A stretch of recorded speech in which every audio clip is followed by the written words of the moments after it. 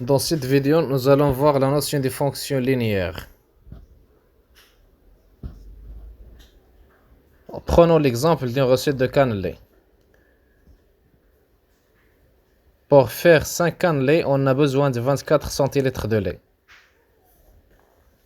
Il s'agit d'une situation de proportionnalité de coefficient 4,8, puisque 24 divisé par 5, ça donne 4,8.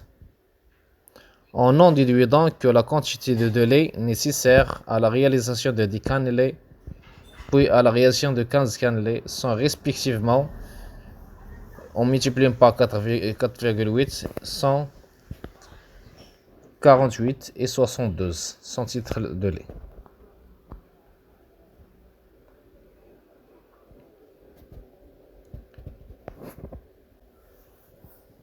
En note F, la fonction qui est au nombre de cannelés associé à la quantité de lait nécessaire à la fabrication. Cette quantité de lait est obtenue en multipliant le nombre de cannelés par le coefficient de proportionnalité 4,8, c'est-à-dire x fois 4,8, qu'on peut l'écrire tout simplement 4,8x. Cette fonction est dite linéaire puisque l'antécédent x a été multiplié par une constante. Cette expression 4,8x, c'est l'image, ou bien la quantité de lait.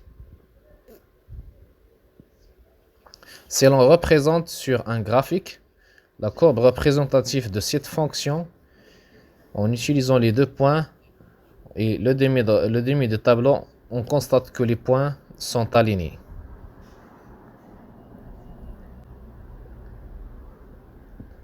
Ces points sont alignés et ils forment une droite qui passe par l'origine de repère.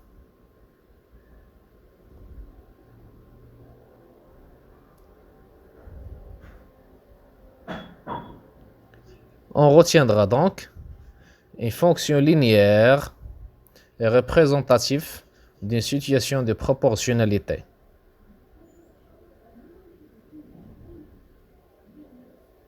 De plus, la courbe représentative de cette fonction linéaire est une droite qui passe par l'origine.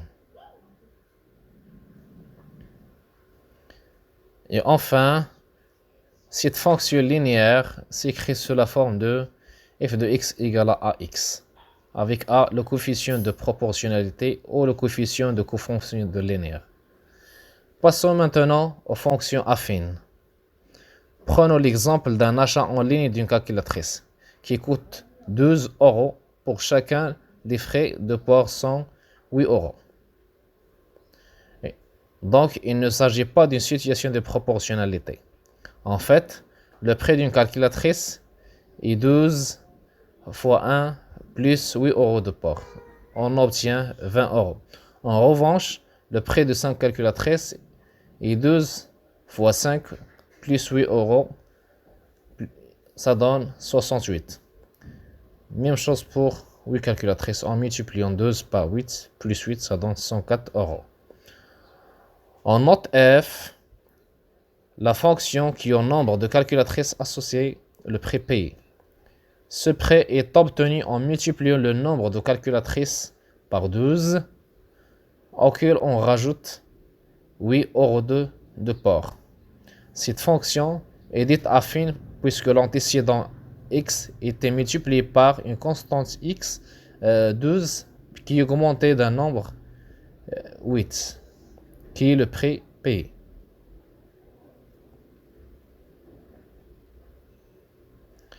Si l'on représente sur un graphique, on obtient un courbe représentatif en utilisant la demi-droite.